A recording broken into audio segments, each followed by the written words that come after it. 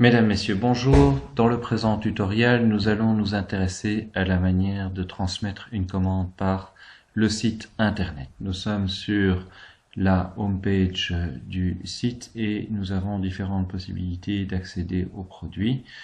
Nous allons, dans le cas présent, utiliser le sélecteur par région et nous allons y accéder et nous allons sélectionner dans les différentes régions proposées.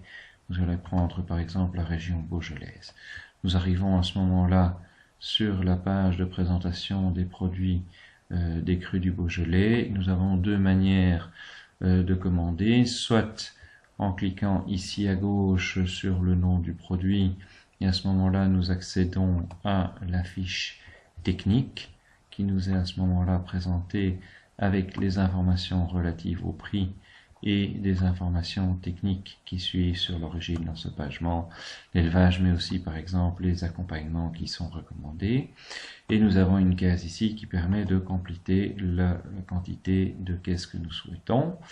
Il y a un autre moyen, je retourne en arrière, et le Beaujolais Village, nous pouvons également le commander, le mettre au panier sur le bouton à droite.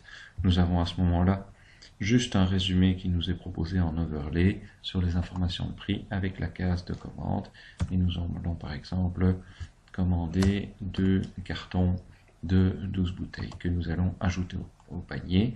Cette information m'est confirmée, le produit a été ajouté.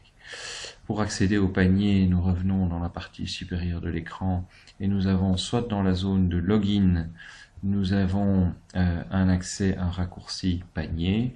Dans la zone mon compte, mes paniers également, où vous avez également le petit icône panier dans la barre supérieure. Nous cliquons par exemple par ce moyen-ci pour accéder au panier. Nous arrivons dans le panier qui est divisé, le panier classique, en deux parties, la partie avec les vins en caisse et les colis spéciaux et les assortiments à ce moment-là figurerait à ce moment-là dans la partie basse, ce qui n'est pas le cas qui nous occupe. Nous avons donc 2 x 12 bouteilles de Beaujolais qui sont proposées ici. Nous pouvons encore modifier, si nous le souhaitons, la quantité et mettre 3 x 12 bouteilles. Il faut à ce moment-là recalculer les montants en allant cliquer sur le bouton en bas à gauche, recalculer mon panier. À ce moment-là, les montants sont actualisés.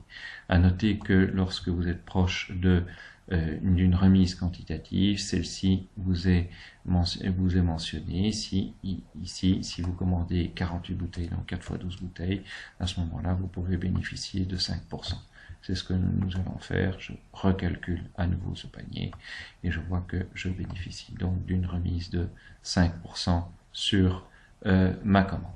Afin de poursuivre le processus, il me faut maintenant cliquer en bas à droite sur « Acheter ce panier » et j'arrive alors dans la zone d'identification.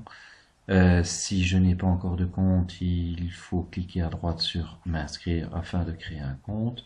Je vous renvoie pour cela au tutoriel création de compte. Si vous êtes déjà identifié, il faut compléter votre login et votre mot de passe et à cliquer sur login. Je suis maintenant logué sur le site et la validation de la commande se décompose en 4 étapes.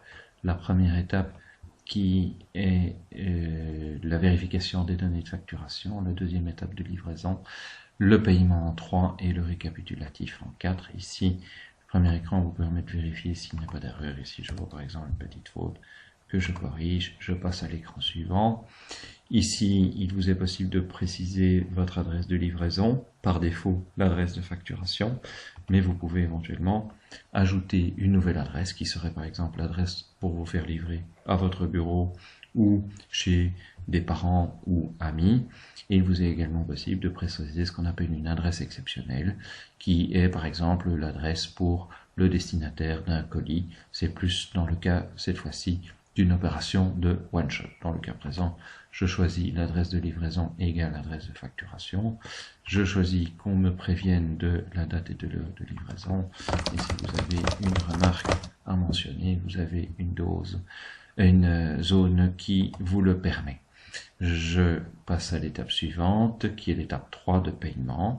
Et vous avez deux possibilités. Si vous êtes nouveau client, il vous sera demandé de payer par Visa ou Mastercard. Vous pouvez le faire également en tant que client existant, mais en tant que client existant, si vous n'avez pas de solde échu dû à Café Lecoq, vous pouvez utiliser le paiement par virement, c'est-à-dire que vous payez par virement suite à la livraison qui sera effectuée, non pas préalablement.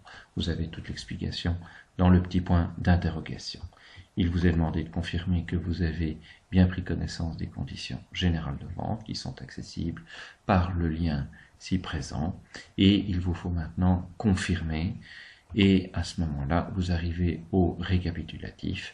Vous avez un récapitulatif qui vous est présenté avec les montants et les adresses de livraison et de facturation, la remarque que vous auriez complétée et le moyen de paiement. Tant que vous êtes là, la commande n'est pas encore transmise à Café Lecoq. Vous devez cliquer sur « Envoyer ma commande » afin que la commande soit transmise. C'est ce que je fais. Et à ce moment-là, quand vous avez l'écran commande traitée qui apparaît, vous pouvez être certain que la commande a bien été transmise et une copie de celle-ci vous est adressée par email à l'adresse correspondant à votre login.